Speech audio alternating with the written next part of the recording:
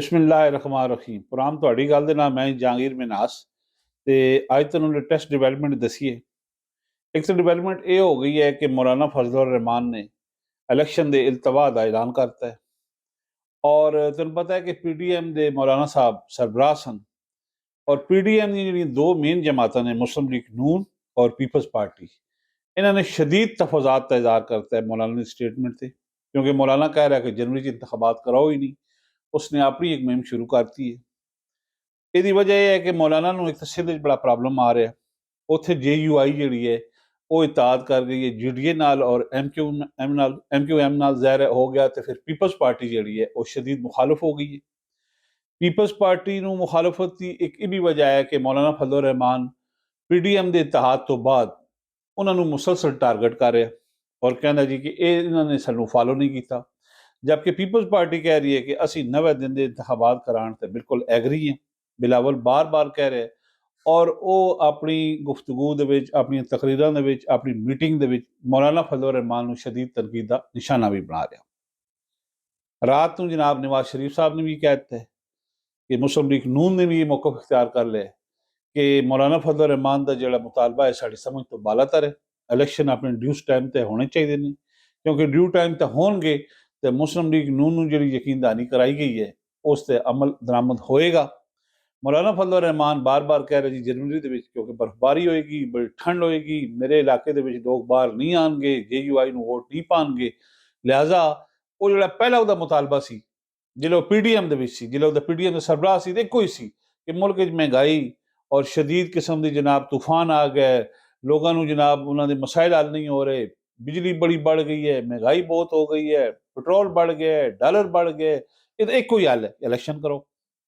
तो हुण जिले इलेक्शन के इनकाद का ऐलान हो गया तो मौलाना अपने मौकफ तो दूर चला गया और जिहड़े PDM दी दो बड़ियां जमातां सन मुस्लिम लीग नून और पीपल्स पार्टी वो जनाब बिल्कुल मौलाना फजलुर रहमान इस मौकफ के खिलाफ हुई ने और ये तीनों पार्टियां हुण वल्लो वल्ला हो गई। इन्हां दा जिहड़ा एक मंशूर सी उहदे मंशूर जिहड़े अमल दरामद होने लगा तो ये अपने उस मंशूर तो ही विड्रा कर।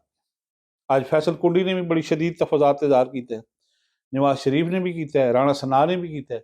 इन्होंने तीनों ने कहा है कि मौलाना की मंतक सानू समझ नहीं आ रही। उत्तों जनाब मौलाना ने हमास से अपील करती है कि जो इसराइल ने बच्चे ने खवातीन ने उन्होंने न मारो।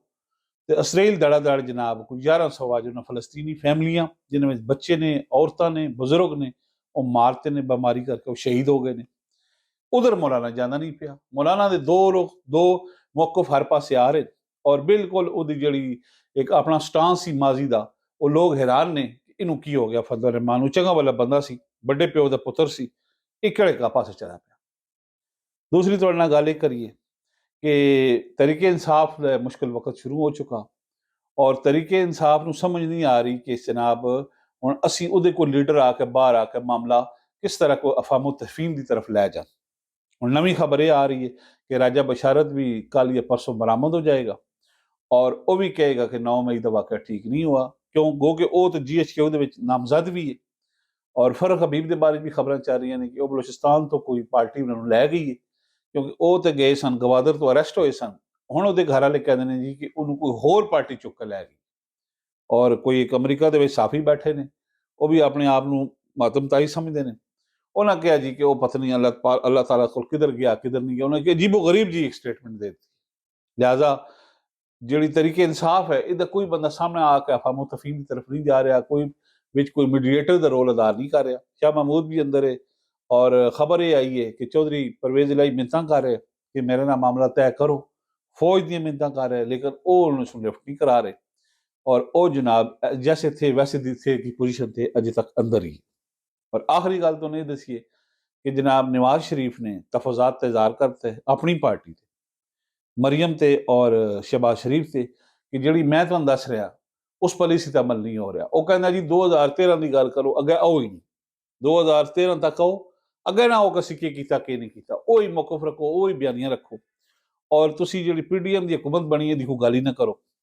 तो शहबाज शरीफ साहब हुण बिल्कुल डबल माइंडेड होए ने कि असीं की सौदा बेचीए, की मंशूर बनाइए। ये रोज़ उन्हां दी मीटिंगां हो रही ने कि मंशूर लोगों की देना, अजे उस ते नहीं आए। नवाज शरीफ ने उन्होंने कहा कि तुसीं उस तरह के लोग भी बाहर नहीं लिया रहे हो, ਜਿਹੜੇ ਲਾਹੌਰ ਤੁਸੀਂ ਜਲਸੇ ਸਟਾਰਟ ਕੀਤੇ ਨੇ, ਮੈਂ ਉਸ ਤੋਂ ਮੁਤਮਿਨ ਨਹੀਂ ਹਾਂ। ਹੁਣ ਅੱਜ ਉਹ ਜਾ ਰਹੇ ਨੇ, ਖਬਰ ਇਹ ਆਈ ਹੈ ਕਿ ਹਰਮ ਪਾ ਕੇ ਉਮਰੇ ਵਾਸਤੇ ਜਾ ਰਹੇ ਨੇ, ਸ਼ਾਇਦ ਉੱਥੇ ਕੋਈ ਦੁਆ ਕਰਨਗੇ। ਮੀਆਂ ਸਾਹਿਬ ਸੁਰਖ ਪੈਂਟ ਪਾਈ ਹੈ, ਸੁਰਖ ਬੂਟ ਵੀ ਪਾਏ ਨੇ, ਉੱਥੇ ਜਾ ਕੇ ਦੁਆ ਕਰਸਨ ਤੇ ਸ਼ਾਇਦ ਕੋਈ ਇਹਨਾਂ ਦੀ ਪਾਰਟੀ ਦੀ ਕੋਈ ਬਿਹਤਰੀ ਹੋਏਗੀ। ਅਜੇ ਤੱਕ ਤਾਂ ਐਸਟੈਬਲਿਸ਼ਮੈਂਟ ਦੇ ਨਾਲ ਹੋਣ ਦੇ ਬਾਵਜੂਦ ਇਸ ਪਾਰਟੀ ਦਾ ਕੋਈ ਸਮਝ ਨਹੀਂ ਆ ਰਹੀ ਕਿ ਇਹ ਲੋਕ ਕੱਢ ਪਾਸਨ, ਵੋਟ ਲੈ ਪਾਸਨ ਜਾਂ ਨਾ ਲੈ ਪਾਸਨ। ਇਹ ਤੁਹਾਡੇ ਨਾਲ ਗੱਲਬਾਤ ਕਰਨੀ ਸੀ। ਸਾਡੇ ਚੈਨਲ M2M ਨੂੰ ਸਬਸਕ੍ਰਾਈਬ ਵੀ ਕਰ ਦਿਓ, ਇਹਨੂੰ ਜਨਾਬ ਸ਼ੇਅਰ ਵੀ ਕਰ ਦਿਓ। ਮੈਨੂੰ ਦੇ ਇਜਾਜ਼ਤ, ਅੱਲਾਹ ਹਾਫਿਜ਼।